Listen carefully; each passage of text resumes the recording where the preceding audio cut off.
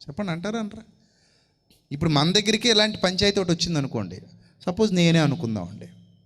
నేను చూపిస్తున్న శరీరం ఏమో ఇది దేవాలయం అని నేను చూపిస్తున్నది ఏది? యేసుప్రభు వారు చూపిస్తున్న దేవాలయం ఏది? ఆయన తన శరీరమును దేవాలయమును గూర్చి ఈ మాట చెప్పాను. ఆయన తన శరీరమును దేవాలయమును పడగొట్టుడి, 3 దినములలో దానిని తిరిగి లేపుదనని ఆయన చెబితే వాళ్ళు దేని వైపు చూశారట? రాతి కట్టడం వైపు చూశారట, రాళ్లతో కట్టిన దేవాలయం వైపు చూశారట.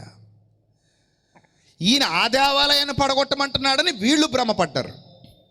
కానీ ఆయన పడగొట్టమన్న దేవాలయం ఆ దేవాలయం కాదు, ఈ దేవాలయం. యేసుక్రీస్తు తన శరీరం గురించి మాట్లాడారు. వాళ్ళేమో ఏమని అనుకున్నారు? వాళ్ళు 46 సంవత్సరాలు కట్టిన దేవాలయం అనుకున్నారు. ఇప్పుడు ప్రజలకు అదే చెప్పారు. ఇప్పుడు మీ చర్చి దగ్గరకు వచ్చి ఈ దేవాలయం పడగొట్టుడి అని నేను అన్నాను. మీరందరూ విన్నారు. అప్పుడు పంచాయతీ నా కాళ్ళు చేతులు కట్టేసి అక్కడ కూర్చోబెట్టారు అనుకుందాం కాసేపు. ఏందయ్యా ఈ విజయప్రసాద్ అనేవాడు చేసిన తప్పేంటంటే, సార్ వీడు వచ్చి ఏమంటున్నాడంటే ఈ చర్చి పడగొట్టమంటున్నాడండి.